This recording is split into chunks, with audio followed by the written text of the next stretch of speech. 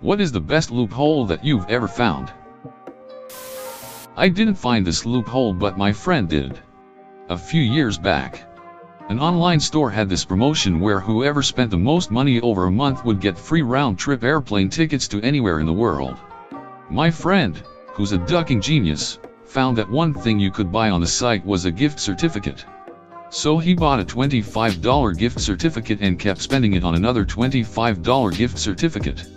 So he ended up spending $25 on round-trip tickets to Australia. My brother once yelled, "Last one to jump in the pool is gay," and then jumped into the pool. However, I figured out that if I did not jump in, then technically he would be the last one in the pool. And he is still gay to this day. I used to work at Papa John's to pay my way through college. There was a contest we had where if you got someone to upsize their pizza from like a medium to a large for an extra $2, you got points towards movie tickets. A large was simply $2 extra normally anyways. Anyone that ordered a large, I simply put in a medium and upsized it. I won every ducking week. My co-workers didn't notice this obvious loophole, and it didn't cost the customer extra, so I didn't have a problem with this morally gray area. Free movie tickets every week was a huge in college. Back in 2013, Papa John's had a promo for the Super Bowl where if you called the coin toss correctly, you would get a voucher for a free one-topping pizza. However, the only control in place was you could only enter the contest one time per email address. I created more than 60 emails, half of them calling heads, half tails. Ate free for 6 weeks. My brother got free parking for pretty much his entire time at university. It was that golden period when the pay parking kiosks were able to accept credit cards. But before they were actually connected, they'd read a card and check it against a locally stored list of band numbers. And once a month the meter maid would download the transactions, process them, and update the blacklist. My brother found that they'd accept those prepaid gift cards if they were backed by Visa or MasterCard, but couldn't check the available balance. So he'd buy one, use the balance up on whatever, then use the card for parking until the end of the month when it'd get processed. Found to not have funds, and banned.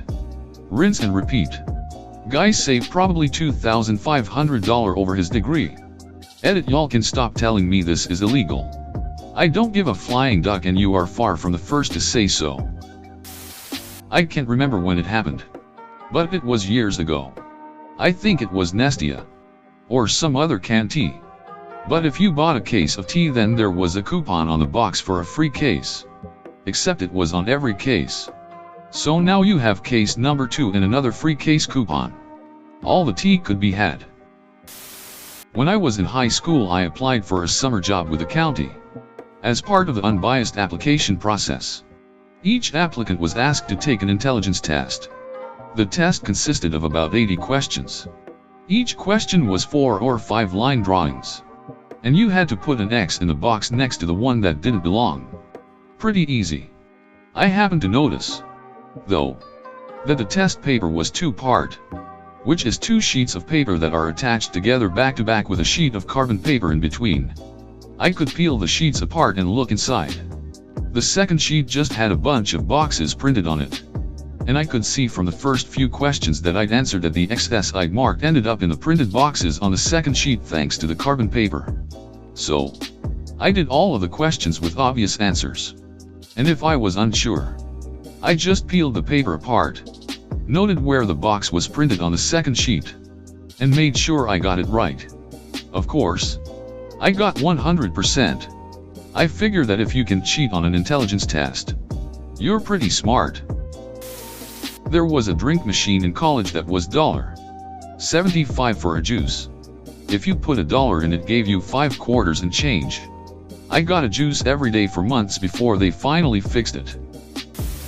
Michigan used to have a law that a minor could not plead guilty to a crime without a lawyer. I found this out by accident when I was 13 and used it 3 more times before I was an adult. What happens is that I as a minor would just plead guilty. They would then give me a sentencing date and let me leave. Then a week or so later I would get a letter stating that it is not legal for me to plead guilty without a lawyer, and my case was dismissed or thrown out because of it. I got out of 3 minor in possession tickets that way. My university was trying to encourage people to walk, so if we download a specific health tracker that's connected to our account, it would convert steps into points. The points would get you stuff like free coffee, mugs, discounts for stuff, and the most expensive prize, a university hoodie which costs about $30. Now, the health tracking app is pretty basic. It won't let you log your steps manually, however it does let you connect with other health apps. I found a health app that would let me add in the steps, and I logged in an equivalent of 50 kilometers a day, and in a few days of logging manually, I would get myself a hoodie or 2 and I didn't get caught. However, I told my friend about it, and he really perfected the method of getting more steps a day, because apparently there was a hidden physical limit to how far a person can walk in a day.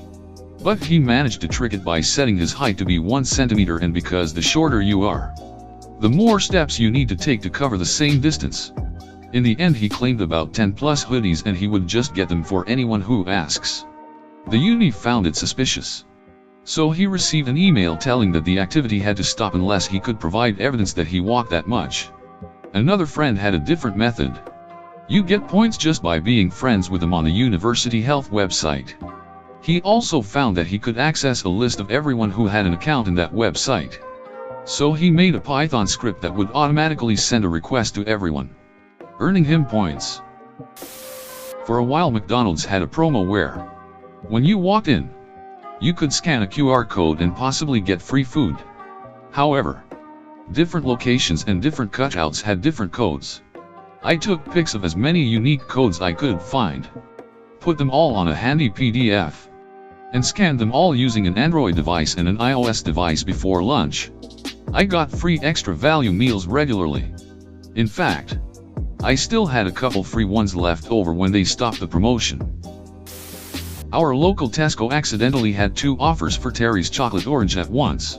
So if you bought 4, or a multiple of 4, they gave you 50p. Tried not to abuse it, since if they noticed they change it. But bought 4 chocolate oranges with other stuff through the self-checkout every day for almost 2 weeks before they corrected it. I planned to save them for Christmas presents, but Christmas was 4 months away. And you know how delicious Terry's chocolate oranges are.